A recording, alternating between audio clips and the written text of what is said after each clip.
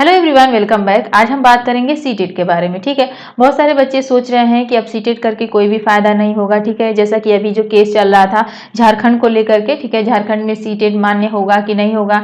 तो आप जानते हैं कि कोर्ट का फैसला आया है कि अब झारखंड में जो है सीटेट वाले कैंडिडेट अप्लाई नहीं करेंगे, यानी कि सीटेट जो है अमान्य कर दिया गया है वहां पर। तो अब ये सोचा जा रहा है, बहुत सारे बच्चे अब ये जो है सोच रहे हैं कि सीटेट करके कोई भी फायदा नहीं है, अब हम जो है कहीं पर भी एलिजिबल नहीं हो पाएंगे। जैसे कि अगर हम बात करें एमपी में भी सीटेट जो है अमान्य है, वहाँ पर भी सीटेट वाले बच्चे नहीं जा सकते हैं।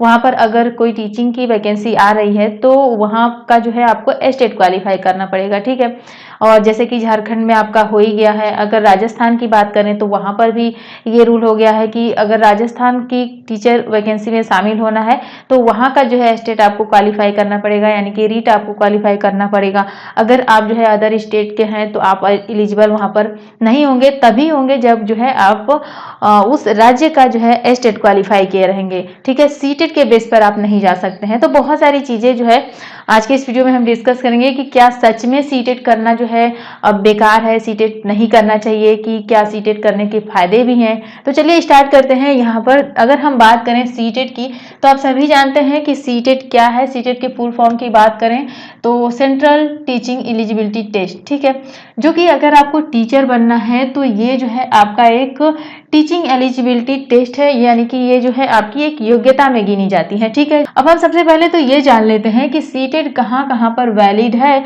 और कहाँ कहाँ पर वैलिड नहीं है, ताकि आपके माइंड में ये जो बैठा हुआ है कि सीटेट करना बेकार है, ठीक है, वो जो है यहाँ पर थोड़ा सा फ्रेश हो जाए। देखिए यहाँ पर क्या है कि अगर हम बात करें अपने यूपी की, ठीक है, तो यूपी में जो है अभी सीटेट वैलिड है। ठीक है, देखिए यूपी में आपका यूपी टेट भी है, सीटेट भी है। तो आप जानते हैं कि यूपी में अगर आप अप्लाई करना चाहते हैं, अगर आप किसी अदर स्टेट के हैं तो अदर स्टेट का बच्चा भी यूपी में अप्लाई कर सकता है, अगर वो सीटेट जो है क्वालिफाई किया है, यूपी टेट क्वालिफाई नहीं किया है। तो अगर आप यूपी के हैं, यूपी टेट आपने क्वालिफाई नहीं किया है, सीटेट अगर आपने क्वालिफाई किया है तो भी आप यूपी के लिए जो है एलिजिबल हो जाते हैं। तो ये आपके पास फायदा हो गया। ठीक है, वैसे ही अगर हम बिहार की बात करें तो बिहार में भी अभी ये है, ठीक है, बिहार में भी सीटेट वाले जो है बच्चे अभी अप्लाई कर सकते हैं, एलिजिबल हैं। और साथ ही साथ बिहार टेट अगर क्वालिफाई है तो वहाँ उस राज्य का बच्चा तो एलिजिबल ही होगा, साथ ही साथ दूसरे राज्य के बच्चे भी सीटेट बेस पर जो है वहाँ जा सकते हैं। ठीक है,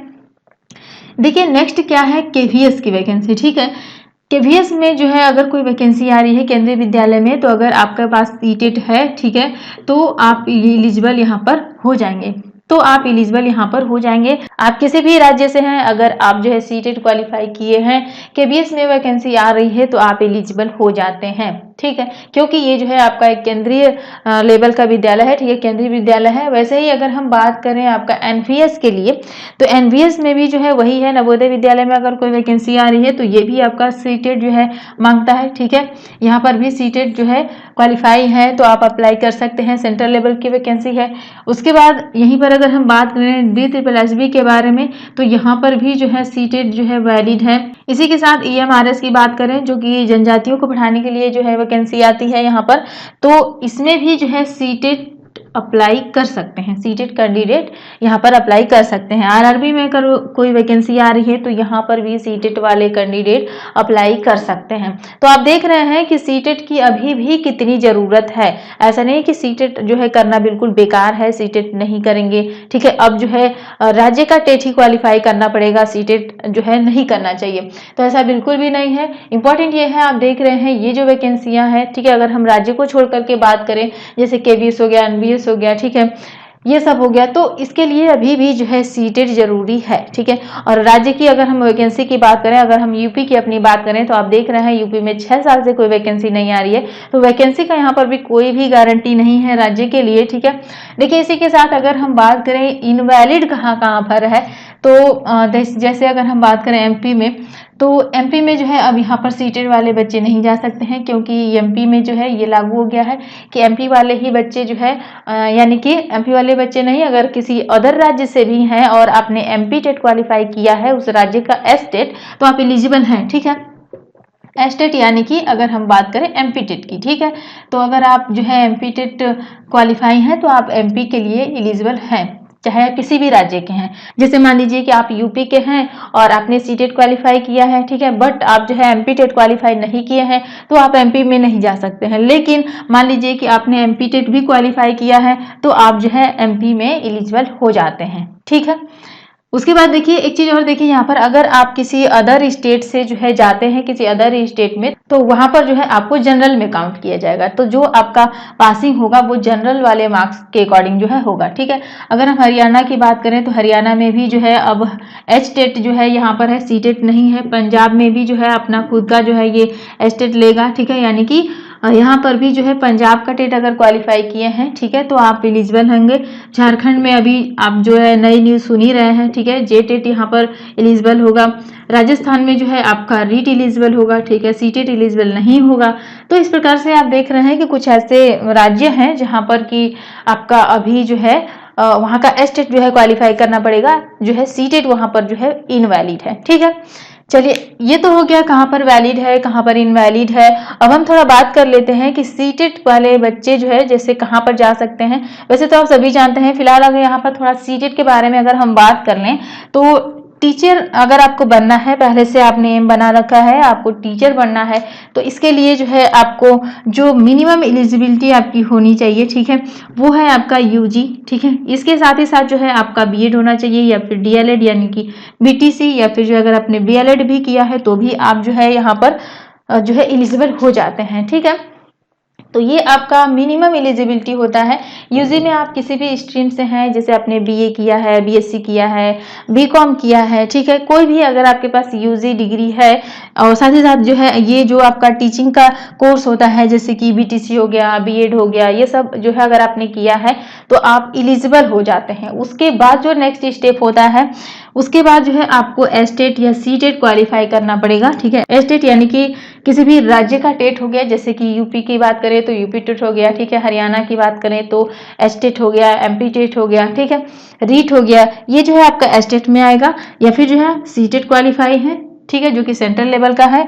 उसके बाद नेक्स्ट स्टेप में जब आता है कि जब कोई टीचर की वैकेंसी आती है तब आप जो है एलिजिबल हो जाते हैं। अभी भी ये जो सी टेट एस टेट है ये आपका जो है मात्र जो है ये पात्रता परीक्षा ही है, ठीक है। ये कंप्लीट करने के बाद ही जो है आपकी कंप्लीट जो है एलिजिबिलिटी होगी, ठीक। उसके बाद अगर कोई टीचर की वैकेंसी आ रही है तो आप उस भर्ती में जो है शामिल होंगे। अगर जहां पर सुपर टेट हो रहा है तो आप उसके लिए एलिजिबल होंगे, ठीक है, उस भर्ती के लिए आप फॉर्म अप्लाई करेंगे, सुपर टेट देंगे, ठीक है। या फिर अगर सुपर टेट नहीं हो रहा है तो वहां के टेट के अकॉर्डिंग हो रहा है तो उसके बेस पर हो जाएगा। तो ये हो गया आपका एलिजिबिलिटी यहाँ पर कंप्लीट होता है। अब हम बात कर लेते हैं थोड़ा सा यहाँ पर जो सीटेट का एग्जाम होगा, ये जो है इसका जो भी टाइम पीरियड है बिल्कुल फिक्स चलता है। इसका टाइम जो है एग्जाम टाइम कभी भी इधर उधर नहीं होता है। साल भर में जो है सीटेट का एग्जाम 2 बार होता है, ठीक है, एक जो आपका जुलाई के आसपास आता है और दूसरा जो है आपके दिसंबर के आसपास होता है। इसका एग्जाम भी फिक्स होता है और रिजल्ट भी बिल्कुल सही टाइम पर जो है डिक्लेयर हो जाता है। देखिए यहाँ पर नंबर की बात करें कितने मार्क्स का होता है, तो सीटेट का पेपर जो है वो 150 नंबर का होता है। टाइमिंग जो है इसमें आपका 2.5 घंटे का टाइमिंग दिया जाता है। निगेटिव मार्किंग इसमें बिल्कुल नहीं होता है और जो क्वेश्चन होता है एमसीक्यू बेस्ड होता है और पेपर जो है इसका ऑफलाइन होता है। पहले ऑनलाइन होता था लेकिन अब जो है ये ऑफलाइन होने लगा है, ठीक है। उसके बाद यहाँ पर अगर हम पासिंग की बात करें, पासिंग नंबर इसमें जो है कितना रहेगा, तो जनरल से अगर आप आते हैं तो आपका जो है 90 नंबर यहाँ पर जो है जनरल के लिए पासिंग माना जाता है। एससी एसटी ओबीसी या पीडब्ल्यूडी में आते हैं तो 82 नंबर पे जो है आपका पासिंग माना जाएगा। अगर आप जनरल में 90 नंबर लाते हैं तो आपका जो है सीटेट क्लियर हो जाता है। अगर आप जो है रिजर्व कैटेगरी में आते हैं तो आपका 82 नंबर पर जो है सीटेट वो जो है क्लियर हो जाता है, ठीक है। देखिए यहाँ पर हम आपको एक चीज बताना चाहेंगे, आप जो है कोशिश कीजिएगा कि 90 नंबर से ही पास हो, ठीक है। अगर सीटेट क्वालिफाई कर रहे हैं तो 90 नंबर ही लाने की कोशिश करें, क्योंकि 90 नंबर पर जो है आप सेफ होते हैं। चाहे आप जो है रिजर्व कैटेगरी में ही आते हैं, जैसे मान लीजिए आप एससी हैं तो एससी में 82 नंबर पे तो है आपका पासिंग हो जाता है। लेकिन मान लीजिए अगर आप किसी अदर स्टेट में जाते हैं जहाँ पर सीटेट अभी मान्य है तो वहां पर जो है आपको जनरल में काउंट किया जाएगा। तो जब जनरल में काउंट किया जाएगा तो जनरल वाला नंबर यानी कि 90 नंबर जो है आपका वहां पर मांगा जाएगा। तो कोशिश रहे कि आप 90 नंबर से ही पास हो, तो आप जो है बिल्कुल सेफ रहेंगे। ठीक है, तो इस प्रकार से फ्रेंड्स आई होप कि जो आप सोच रहे थे कि सीटेट करना सही नहीं है, सीटेट की अब कोई भी जरूरत नहीं है, तो अभी भी आप देख सकते हैं कि सीटेट का कहां कहां पर जरूरत है। तो आप सीटेट भी जरूर कीजिए, क्योंकि राज्य की अगर हम बात करें तो कोई भी भरोसा नहीं है कि कोई भी राज्य में कब जो है वहां पर टेट आए। ठीक है, अगर हम देखिए यूपी की ही बात करें तो कब का यूपी टेट हुआ है। ठीक है, अभी तक जो है यूपी टेट की वैकेंसी जो है नहीं आई है कि यूपी टेट जो है भरा जाए। तो इस प्रकार से आप जो है सीटेट भी जो है जरूरी है, सीटेट भी आप अपना पास करके रखिए। ठीक है, देखिए बहुत सारे बच्चे जो है कमेंट किए थे कि सीटेट करें कि ना करें, सीटेट करना सही है, तो इसीलिए मैंने सोचा कि ये जो है इस पर एक वीडियो ही बना देते हैं। तो अगर आपको आज की जानकारी अच्छी लगी हो तो वीडियो को लाइक शेयर जरूर कीजिएगा। मिलते हैं नेक्स्ट वीडियो में। Thank you.